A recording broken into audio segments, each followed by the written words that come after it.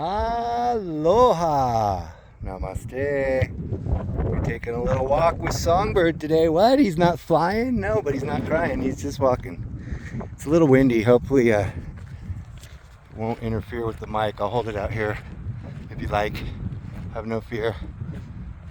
So, I was just thinking about how paradoxical the spiritual path is, and it's so funny because you put in all this work and you do all these practices and practicing and benevolences and compassion and charitableness and forgiveness and repentance and confession and cooperation, contemplation, aeration. Yeah, so all this work, right? And the funny thing is when you finally start to have the experience, whether it's been cultivated or brought about through practice, which is cultivation, or an accident, unexpected, or psychedelics, which is temporary, or just you came in prepared from your last experience here in this so-called game of life. The paradox, there's many paradoxes, but the grand one, the grand illusion, is that I already am. I always was and I always will be. I always already am that for which I seek. But who is I? So really the question is, who is I? What is I? How is I? Why, where, when is I? But as you keep going, you start to lighten the load, so to speak, right? And as we do that, I'm going to show you guys, I'm about to walk through a horse ranch, between a horse ranch and a campground towards where I'm staying. I'll turn the camera in a minute. The wind is kind of blocked right here. So yeah, I love that Sam Garrett song, Higher Than the Mountain, with Molly Mendoza. I just was listening to that. So where I stay is over there. You can see the line. It's the back part of the 80 acres of the Yellow Submarine Ranch.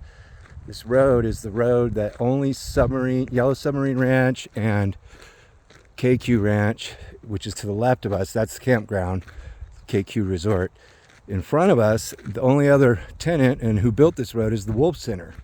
And I'll show you the gate down at the end when we get there. And to the right down here are a bunch of horse pastures. And we're gonna go walk down there. Okay, so thought I'd show you because look, we're going downhill. I just walked the whole way. It's 2 miles to the road. I hitchhiked for an hour. My little boy said, no, it's time to go back. And it's funny because I explored a little creek area that it's dry right now, but it was flowing a week ago. We had a big thunderstorm and so beautiful. No one down there. I got to sit and meditate on a beautiful rock. And that's when I was realizing, like, it's so funny because really, ultimately, we're letting go so much of all our merit. That's what true compassion is, right? And dedicating your merit to all sentient being, right? Human, animal, vegetable, mineral, all the flora and fauna, the insects, the microbes, the macro, all the universe and the galaxies and the cosmos, all the solar system. So, yeah, the sun and moon and stars. But all of that disappears within you. It's all part of your mind. And we're really discovering what the mind is and is not, right? It's what, and then you realize who the observer is, and it's called turning the light around in Taoism and Chinese Buddhism and Zen. The practice of Mahayana, Vajrayana, Dzogchen, Zen, Chan, the Tao, I Ching, they all, in their deepest sense, and all the traditions, they teach you how to practice turning the light around, and it's called the host and the guest, right? The host is your original essence, pure and perfect mind, awareness, divine. What would they say in Buddhism? They would say the abiding, intrinsic, naked, lucid, timeless awareness, cognizant. So it's not a dead zombie mind. There is a quietude, there is a calm abiding, but it's also extremely vivacious. And I was talking about that the other day. And we have to ask where these desires are coming from and what do they mean, and let them all coalesce into the singular desire for awakening, liberation. And the funny thing is you realize you're not getting free, you're freedom itself. You're not being liberated, you're liberation itself. You are the Buddha, the Christ, the Krishna, the Brahman, the Atman, the Holy Spirit, the Divine Mother. They're all aspects, facets of the self. Yet the self is selfless in form. Its form is formless, right? It's an entity. It's a beingness. It's an I amingness, but it's completely impersonal and universal. Yet it's so loving and such divine love that it gives all of itself to all of itself. And I guess the ignorance that seems to produce this dream of samsara, the cycle of birth and death. Oh, there's a car coming behind me. Is really, we want to stop being dreamers and having a dreamer and having a dream. That's the key. Here's the horse. There goes one of the Wolf Center tracks. And here's the horse ranch next to me. It's a beautiful day today. It's like 85, light breeze. Remember that video I made the other day is at the top of that hill over there on the other side. And you can see the ocean if you look to the right, to your left, and to the desert the other way. So you can see he's going to the gate at the Wolf Center. When I turn the thing, you probably can't hear me as well. I now have to get a new pair of earbuds so that I can have the mic the right way like I used to. Okay, so yeah, I just thought, I had all those wonderful, very helpful teaching videos, but something before my accident told me to take them down and to redo it. And, they had some views. There's several hundred on a few of them, but it's not for everybody. You have to be pretty far along to be able to hear what I'm saying. And, that's kind of what this is really all about, right? It's about listening. Real communication is like 75% listening. Not thinking ahead what we're going to respond, which is such a habit of the mind, the ego. And ultimately words are just a matrix that trap you as well. It really is about the song of the silence, the music of the silence, because it is a musical thing, but it's a different kind of music than we are used to. And the dance of the stillness, right? And how we are that. I is we, right? I am thee. I'm speaking to myself. So let's keep walking. A little windy. You'll see. This is the campground over here. It's going to fill up. Tomorrow's Friday, so it'll start filling up. It's huge. It's like a square mile or something. It's pretty big. It goes all around. Roads all over in there. They have a pool and a store and concert area. Probably have another show this weekend. So yeah, it's just about, how much of a trap we become our own jailers, and we don't even know it, because really the only sin means without, means mistake, misstep, misidentify, really, is this ignorance. The only sin is ignorance, because if people truly knew and they truly had the love experience, the God experience, the truth experience, true life, they wouldn't harm others. We'd all be vegetarian as well, vegan more likely. And but it's not about behavior. Behavior is a sign of where your mind is at. And A Course in Miracles is really good about teaching you not to judge behaviors, about how to judge righteous judgment, correctly, how to observe and witness. Not even a witness, because that's a subject-object thing. It's just like observing awareness. The always present, always abiding, non-judgmental, open, naked, loving, timeless awareness. Time and space have to disappear. Two aspects of the same thing. And that's why they call it the Vajra. The Vajra speech, the Vajra mind, the Vajra body. What does that mean? Vajra, the Vajra Guru. That's Guru Rinpoche, right? Padmasambhava, the lotus-born master. Vajra means diamond.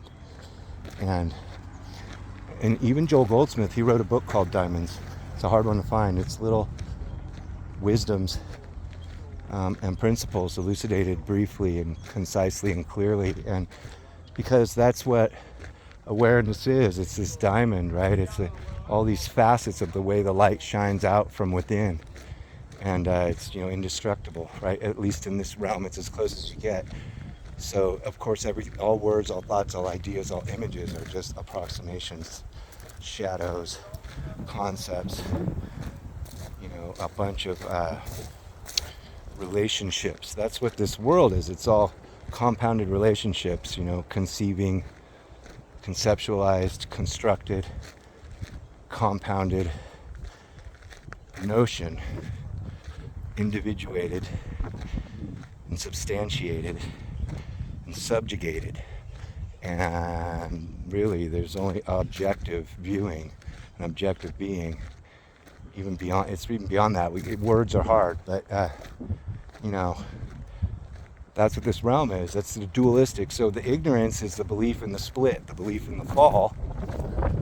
You could fall from grace. Of course, one of the best principles in The Infinite Way by Mr. Joel S. Goldsmith was my conscious oneness with God, with all life, truth, and love, all awareness. My conscious oneness with God constitutes my conscious oneness with all spiritual being, spiritual idea, spiritual activity, spiritual awareness, spiritual being, isness. Beyond is and is not, but it's like suchness, isness, as isness. So that's a true principle, and we can tap in and commune with what you want to call ascended masters and stuff. But I gotta warn you again, do not get stuck thinking you're going to channel, or I'm not saying you can't do that, or allowing someone else to control you, or, you know, do we have guides? Yes.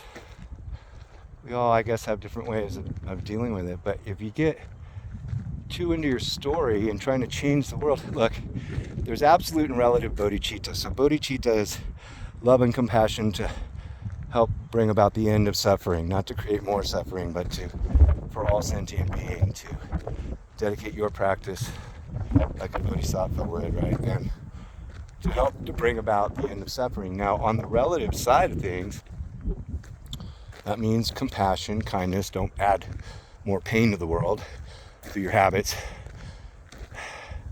your volition, your thoughts, words, and deeds. You know, let's try to lessen the suffering, right? Doing, not doing, wu wei, right? It doesn't mean you don't do anything. It means you don't allow the ego to guide and direct you. You operate from a sense of pure awareness, from the host, not the guest. And, you know, first the guest must recognize the host, and the host must dwell with the guest, and the guest must dwell with the host, and the host and the guest must become the host hosting the host. Okay, so it's like servant and master.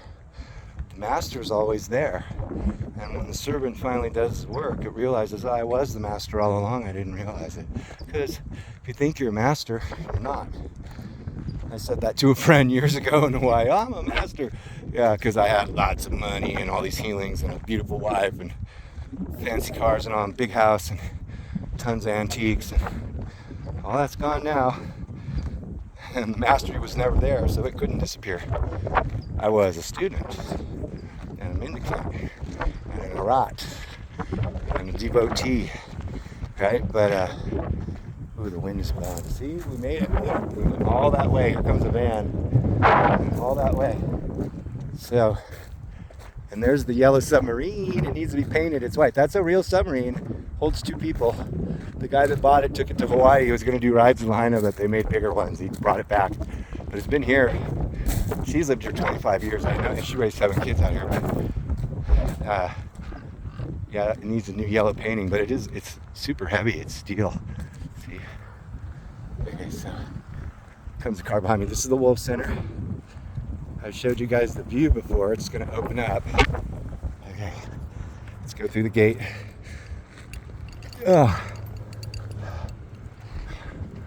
Okay, so that road goes down to the other geodesic dome where her brother lives. This one goes to where I'm going. There's the submarine. So it's a clear vertical grain old growth cedar geodesic dome that Buckminster Fuller and his students built in the 70s. They built both of them. It's got a tile floor. It's been here forever, even through a giant fire. But yeah, and I'm not going to show you because it's private. But Yeah, wow. Like, if you know who Bucky Fuller was, Earthwatch Institute, he invented the geodesic dome.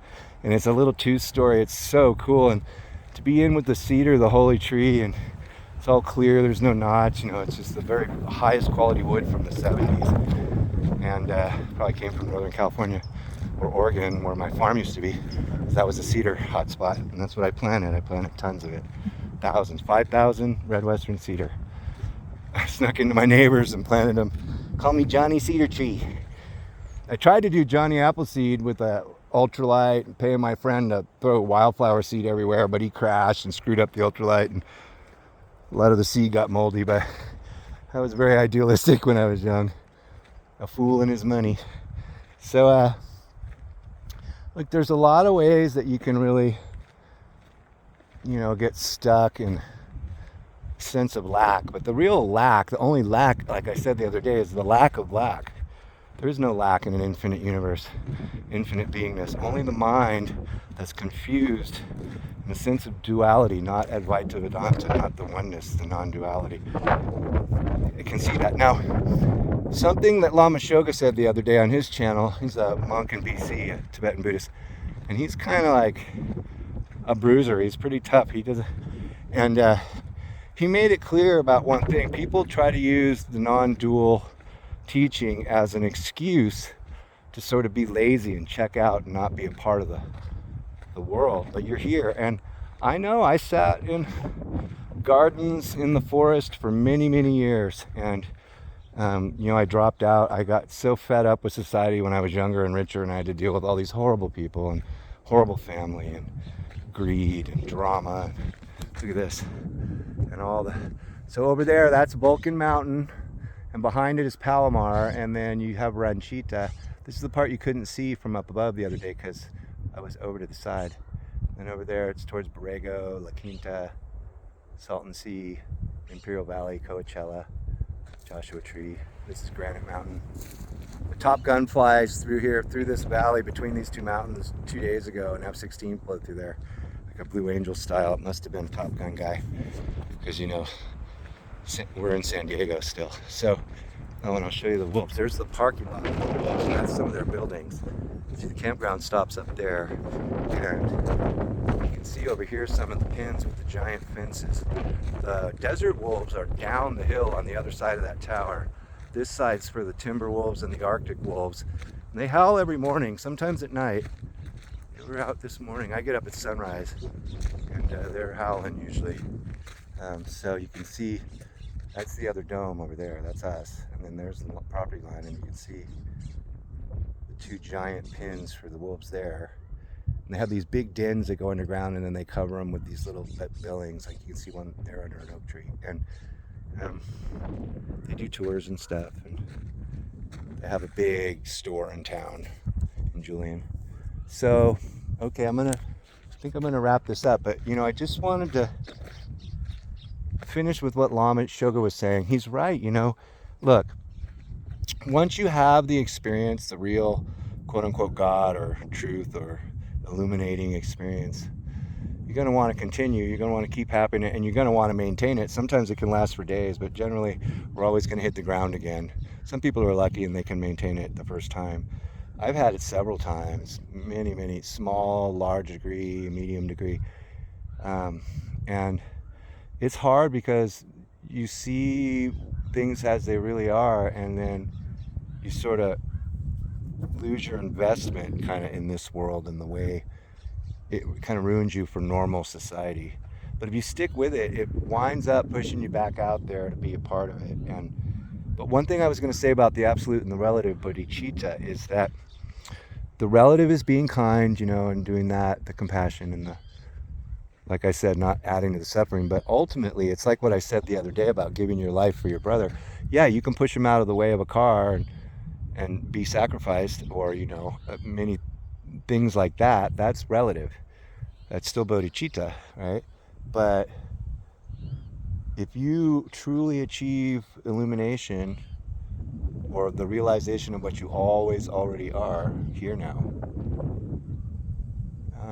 then because this is a quantum holographic projection of your mind, which is a quantum holographic projector, It's a whole unified infinite oneness. And so you will, I as we, you will take it all. I, if I ascend up to heaven, take all with me. That's right, because it's your projection, it's your sense of a creation.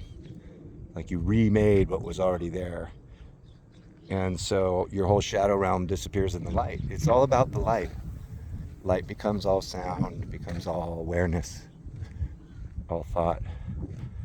And the eyes and all that stuff disappear. You just become seeing, you become breathing. It's like a breathing that's not breathing, a seeing that's not seeing, a hearing that's not hearing. You basically wind up like being able, your physical senses get tuned, so do your emotions and your intuition, and which is a sense. And like basically you can hear with your eyes, you can see with your ears, right? Your intuition becomes extended. But you know, you have to stick with it. And you can't let it make you think you're something special, because we're not. There's no such thing as being special. We're all unique versions of the one music. We're not songs, we're just variations on the theme. Pattern language. All language is patterns and relationships. And that's what this realm is. It's a dependent origination, or dependent arising, right? Like it's all empty. And when you see that, you're like, wow, and you experience the fullness, but it's also kind of hard because you're like, wow, it really is empty. Oh, and look, let's see. Okay, so I'm gonna let you go. I'm gonna show you the view over here real quick. Hold on. Walking through the no filming zone here. I forgot. I was getting carried away, having a nice conversation with my friends. Carrying my jacket. Okay, so here's the view. That's Mount Laguna. That's up where I was talking to you the other day, way up there by that tree. And then Sunrise Highway goes that way to Mount Laguna, and then Mexico. So guys, it was good to see you again. We'll see if I post this. Love is you, I is we. One can never be two. We make free a free. You get me yet? Okay, bye.